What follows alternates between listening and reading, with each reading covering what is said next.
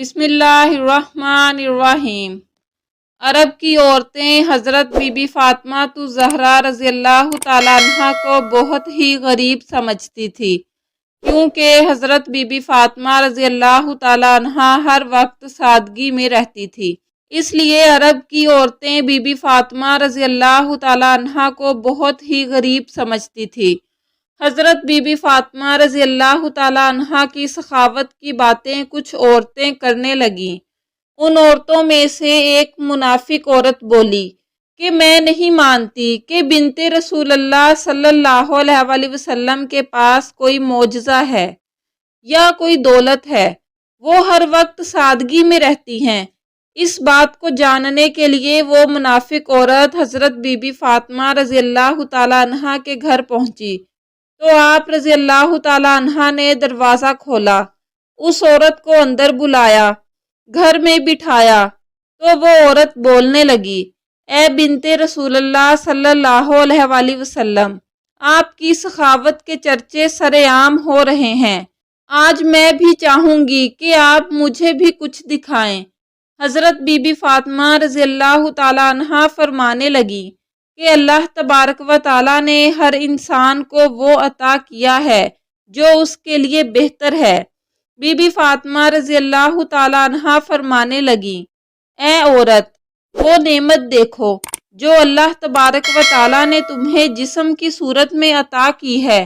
ان نعمتوں کے آگے دنیا کی دولت کچھ بھی نہیں ہے۔ وہ عورت بی بی فاطمہ الزہرا رضی اللہ تعالیٰ عنہ کی باتوں پر ہنسنے لگی اور کہنے لگی کہ میں آپ کے گھر پر دولت دیکھنے آئی ہوں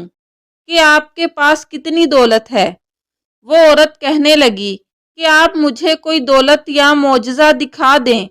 تو میں مان جاؤں گی کہ آپ کا بابا اللہ کا رسول ہے اور آپ کا خاندان سچا ہے۔ حضرت فاطمہ رضی اللہ تعالیٰ عنہ نے فرمایا کہ وہاں پر میرا مصلی رکھا ہے جس پر میں نماز پڑھتی ہوں، اس کو ہٹا کر دیکھو تو تمہیں تمہاری مراد مل جائے گی۔ وہ عورت جیسے ہی سیدہ بی بی فاطمہ الزہرا رضی اللہ تعالیٰ عنہ کے حجرے میں پہنچی تو اس نے مصلی ہٹا کر دیکھا تو اس عورت نے کیا دیکھا کہ اس مصلی کے نیچے لاتعداد خزانہ پڑا ہوا تھا، ہیرے جواہرات اور کافی سارا سونا تھا، جو وہ دیکھ کر حیران ہو گئی۔ وہ جیسے جیسے جواہرات نکالتی رہی ویسے ویسے وہ مال بڑھتا رہا۔ وہ عورت جیسے ہی بی بی فاطمہ رضی اللہ تعالیٰ عنہ کے پاس آئی تو بی بی فاطمہ رضی اللہ تعالیٰ عنہ اس عورت کو مسکرا کر دیکھنے لگی اور وہ عورت بی بی فاطمہ الزہرا رضی اللہ تعالیٰ عنہ کو بہت ہی حیرت سے دیکھ رہی تھی، اور وہ عورت آپ رضی اللہ تعالیٰ عنہ سے کہنے لگی کہ آپ کون ہیں؟ آپ تو اتنی سادگی میں رہتی ہیں، آپ کا لباس اتنا سادہ ہے اور آپ کے پاس اتنی دولت ہے، میں تو یہ سوچتی تھی کہ آپ کے پاس دنیاوی دولت نہیں ہے تبھی آپ اتنی سادگی میں رہتی ہیں۔ بی بی فاطمہ الزہرا رضی اللہ تعالیٰ عنہ فرمانے لگی کہ اللہ تبارک و تعالیٰ نے دنیا کے تمام خزانے اہل بیت کے قدموں میں رکھ دیے، اور اللہ کی مرضی یہ ہے کہ ہم سادگی میں رہیں تاکہ کوئی بھی شخص سادگی اختیار کرنے میں کوئی شرم محسوس نہ کرے۔ حضرت بی بی فاطمہ رضی اللہ تعالیٰ عنہ فرمانے لگی کہ اس دنیاوی دولت کا تو آخرت میں سب کو حساب دینا پڑے گا۔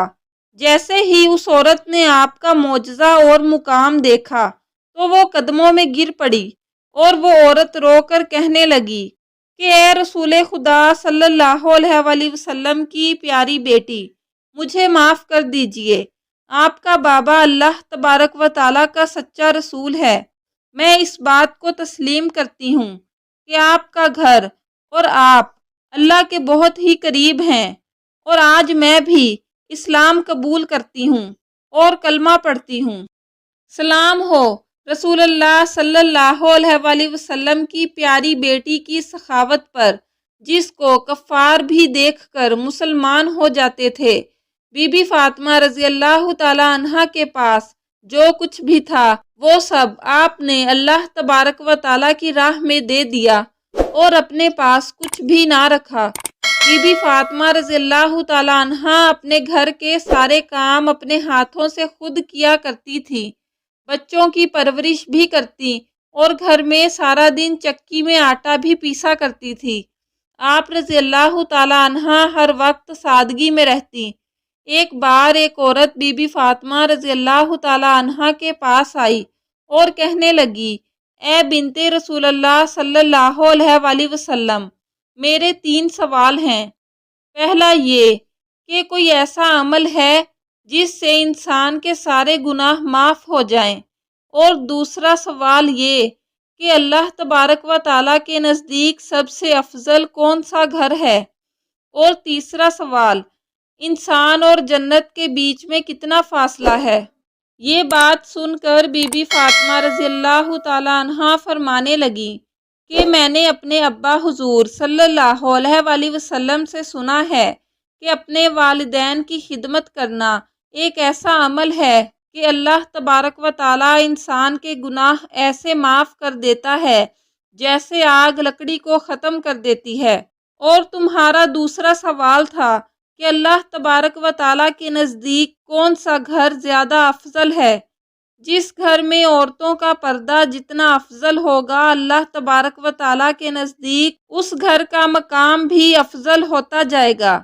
میں نے اپنے ابا حضور رسول خدا صلی اللہ علیہ وآلہ وسلم سے سنا ہے کہ جیسے جواہرات کے لیے صندوق ضروری ہے، ویسے ہی عورت کے لیے پردہ ضروری ہے۔ اور تمہارا تیسرا سوال تھا کہ انسان اور جنت کے بیچ میں فاصلہ کتنا ہے۔ میں نے اپنے ابا نبی کریم صلی اللہ علیہ وآلہ وسلم سے سنا ہے کہ انسان اور جنت کے درمیان صرف 1 قدم کا فاصلہ ہے۔ وہ عورت کہنے لگی، اے بنت رسول اللہ صلی اللہ علیہ وآلہ وسلم، یہ کیسے ممکن ہے؟ تو اس کی بات سن کر بی بی فاطمہ رضی اللہ تعالیٰ عنہا نے فرمایا، اے عورت، اپنا 1 قدم اپنی خواہشات اور اپنے نفس پر رکھ، اور تمہارا دوسرا قدم جنت میں ہوگا۔